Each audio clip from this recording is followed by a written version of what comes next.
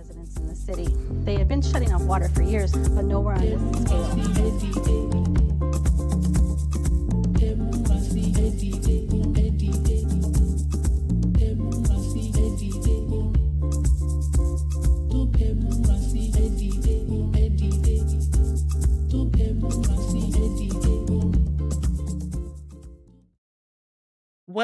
Welcome, beloved community. We are back again with yet another installment of the People's Water Board Coalition's Water Wednesdays webcast. As always, I am here with my beloved co-host, Valerie Jean. Hi, everyone. And we can never forget our behind-the-scenes tech guru, Miss Angelica, that keeps us running smoothly and consistently, bringing content to you week after week. And today, we don't have a guest. It's one of our illustrious and craved for, we know, hot topic shows. And today we're going to be talking about some things that we just kind of want you to keep on your radar, updates of what's going on in our communities and what we can do about it, what's going on. So it's a short show and we'll jump right into it.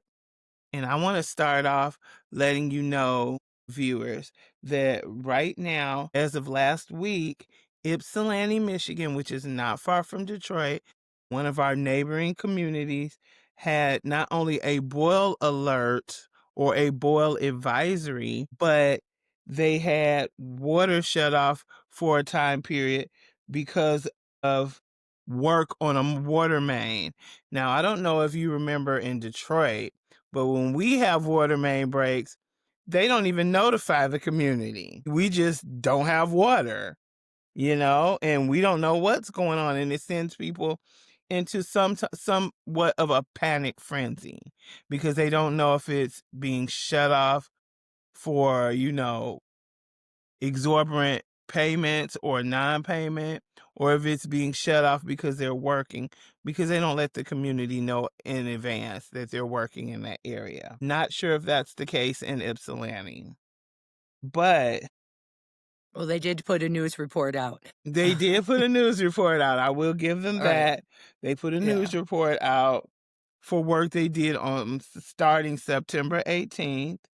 And what they're doing is working on upgrades. So we can give them a round of applause for working on their Yeah, water upgrades. infrastructure upgrades are always good. Are vital. They're essential to water affordability. And so they've been upgrading their water mains. But what was disturbing is that coupled with that, they had to have a water boil advisory. And Yeah, as which makes we sense because when they're redoing infrastructure, it shakes up the whole thing, right? It shakes up all the heavy particulates and heavy metals and stuff that's inside of the it pipes. does. So, yeah. And what bothers me is I'm glad that they did notify residents of the alert. But what we have to keep in mind, as you've probably heard us say on multiple occasions on different shows, boiling water does not actually decrease certain particulate matters. It made for bacteria and things of that nature, but when it comes to leads and heavy metals, it actually concentrates it in the water. So we want our Ypsilanti brothers and sisters to keep that in mind when they're having this boil advisory or go through a boil advisory in the future. Right now they're saying It's important. It's important to point out that when folks go through, which good, we want water infrastructure upgrades. We want it. We need it. It's important. it But is. when it's happening, they should be providing water, bottled water, to those residents because you can't. We found out long ago it's A, not safe to boil it, but B, anybody who's struggling, who's going through any kind of, hardships or, living in extreme poverty situations, they can't just go buy water. So I think that if you're gonna do At it, least yes, for you're doing the drinking. right thing, yes. At least for drinking, folks need to be able to have access to safe water, and that's not the situation in Ypsilanti, and we really we're thinking about our homies there, and we want them to try to stay safe as best as they can, but I think that it's a Yeah. failing of Ypsilanti in and of itself that they're not providing bottled water. And we want the residents to realize that you are supposedly, per instruction, boil your water for at least 3 minutes for drinking, making ice, cooking, or brushing your teeth. You do not have to boil the tap water for bathing and hand washing. And the effect was slated to be the boil advisory was slated to be in effect for up to 72 hours. But what they're really saying is that it'll be in effect until the water passes a quality test. Yeah. This is Yeah, per and their it hasn't yet. officials. So, yeah. Right. So Yeah. we'll keep you updated if we find any more information out on this. And this article, we'll have it linked below, but you can find it on MLive. And it was written by a public safety reporter for the Ann Arbor News. So it's We a good, appreciate the upgrade. We appreciate the people who are reporting on it, and yeah, we just want folks to stay safe. And if I honestly think they should be going to city council and demanding when, because this isn't the first. This is going to keep going. They're going to keep doing infrastructure upgrades, right? they are. They have to provide safe water in the interim, because people in Ypsilanti are struggling the same way as they are all throughout Michigan. They are. And it's really important that folks advocate for themselves. And at the very least, a very basic minimum they can provide is a certified lead reducing pitcher. That's the I very mean, least they could. there's things that can be done. Right. you know But and there's it other, is and that even that one has to be the right one, right? We found out when we exactly. talked to That's Elin why I certified. Latenzo. Yeah. Yeah, a few Water Wednesdays ago, quite a few, I guess it's maybe 6 or so, that it has to be a specific filter that filters out not just lead but heavy particulates, all kinds of heavy metals and things like that is in the water. The state should be providing that, the city of Ypsilanti should be providing that. And even though they get kudos for doing water infrastructure upgrade, let's make sure that people are safe in the interim while they're being, while it's happening. And it's going to keep happening because we have to have water infrastructure upgrades, Yeah. right? And speaking Just of like, Elin, some of the research and assessments that have been done on water affordability by the Graham Sustainability Institute at the University of Michigan speak exactly to that. Not only are infrastructure upgrades needed, but how vitally essential they are overall to water affordability. Because as I've said many times before, what good is it that we have affordable water if it's not accessible and it's not clean? that's right.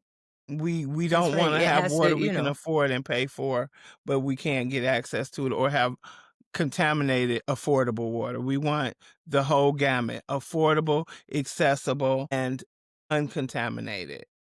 yeah. Yeah. I mean, and you have to keep people safe while it's happening. Exactly. When the lead pipes were being replaced on my block, which they are all throughout the city of Detroit, when they were being replaced on my block, I only got a 1-day notice that it was going to happen. And I had to scramble to make sure that we had, because my water was going to be shut off for through the entire day while they were replacing it. And it was. And when I turned it first, I had to make sure that I had water in my house. I had to go and purchase water. I was blessed enough Mhm. to be able to afford it at the time. I'm not always, Yeah. to make sure that my family was safe, which should have been provided by the city of Detroit, in my humble opinion. It should It have been, definitely because should not have. everybody could go out and get their water. And then when I turned my water on first after it was done, it was black. They had Wow, all not even kinds of brown. heavy. Yeah, and they hadn't told people, which I thought was interesting. They hadn't told people that you need to let your water run, all your faucets run for 5 minutes before you use it. Let it let it just run and run out all of those heavy particulates and all of those things during the infrastructure thing. I think that was a huge failing in the city of Detroit, is they didn't tell you sooner when it was gonna happen, so you had time to Mhm. prepare, and they didn't tell you that you had to, like, turn your faucets on before you even thought about using it to Exactly. flush your all of the pipes in your house. You have to And flush when them. they say every faucet, they do mean every Every single single that faucet means in had to your be laundry flushed. tub, your bathtub, your kitchen I'm the and one who had to bathroom tell my sink. neighbors that. Had I done Yeah, if I didn't do this work, you right? wouldn't have been aware of it. I wouldn't have been aware of the fact that you needed to flush your lines after your lead service lines were replaced, and that's something that people don't automatically know. So, there's those there Mhm. that's important for the folks in Ypsilanti to know too. You need to flush your pipes. I don't know Yes. if they actually told them that they needed to flush their pipes, and I don't know how long before that they did the infrastructure upgrade that they told the residents in Ypsilanti, but I know here I got a 1-day notice. That's what Well, I I got. don't know about the notification of the work, but I know according to this article, all you see is them tell them that it will be until it gets tested and comes back clear that that you need to boil. It doesn't say anything in the article about flushing your pipes afterwards or, Yeah, I mean, that's you that's a know, huge failing, yeah, cold but water. people need to know that you have to flush your pipes after you get a water infrastructure They do. update. They They need to do. know it. And, we keep talking about infrastructure and affordability and how they tie together. And one of our members, who's also working with NRDC, keeps saying that a good way to make sure that this is not overtaxed on the funding is while they're doing the road upgrades and have to dig up all these They do roads, the water that they infrastructure do the upgrades, water infrastructure at the same time, and it's killing which 2 isn't birds with happening. 1 stone, which is so far not happening, which kinda leads us when we speak about the funding for water affordability and infrastructure brings us to your hot topic. Yeah, so most of our viewers know, but if you're a new viewer, I'll give you kind of an overview, very, very quick overview of what happened during the lame duck. Well, last year, the People's Water Board Coalition fought for the last 2 years to get legislation passed. Stephanie Chang championed helping residents and water advocates put together this legislation. It was put together very thoughtfully throughout years, and then it was introduced. And so we were on the ground in Lansing through World Water Day, through the lame duck session, and all throughout the year last year, trying to really talk to legislators and lawmakers about this, Yes, about the water affordability legislation. As most of you know, during the lame duck session, even though we really thought that it would pass, that we had done our due diligence, there was a couple lawmakers and legislators that just tanked it and it didn't get across the House floor. And it was absolutely. devastating to all of us. Because of that, water assistance monies needed to be appropriated in Michigan because there's no other safety net for people. There was no Mhm. 0 safety nets for people in Michigan who didn't have that couldn't afford to pay for their water. Their water was totally unaffordable. And so we started advocating with other water advocates, including from NRDC, that, water affordability or assistance programs needed to be funded. We needed money for that. And we asked for $60 million. No money was set aside in Michigan for water affordability or assistance programs, which None. was a huge hurdle. So we asked for 60 million and that really wasn't going to cover it. That was just the bare minimum of helping people who couldn't afford their water. It was assistance programs. Yeah, 60 million. Well, that's been gutted down now to asking for 13 million. And that still hasn't been agreed upon because there was no money set aside for water assistance programs and yes, water safety nets. No money in the state of Michigan. Knowing with the fact that lawmakers know that throughout Michigan people can't afford their water, that's a huge failing on the state of Michigan. Not to have that as a line item, like we have this money set aside for people to afford their water.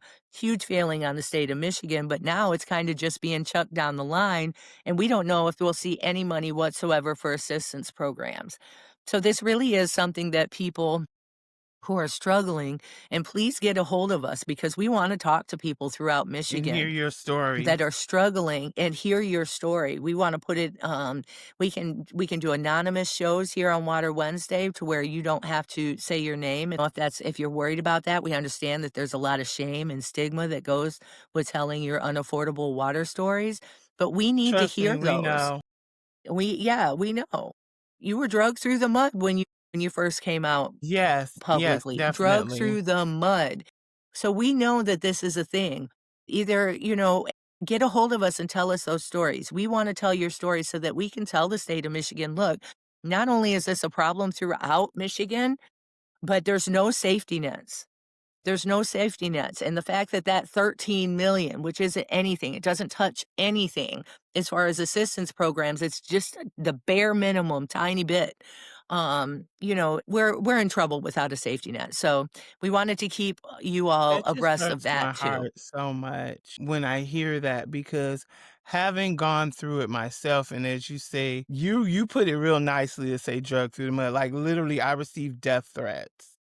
People saying, well, they want free water, take her and her kids and throw them in the river. It's so disheartening to know that so many people will be dealing with massive, massive water shutoffs if we don't do something to secure some type of funding, not just for actual true water affordability statewide, but during that gap.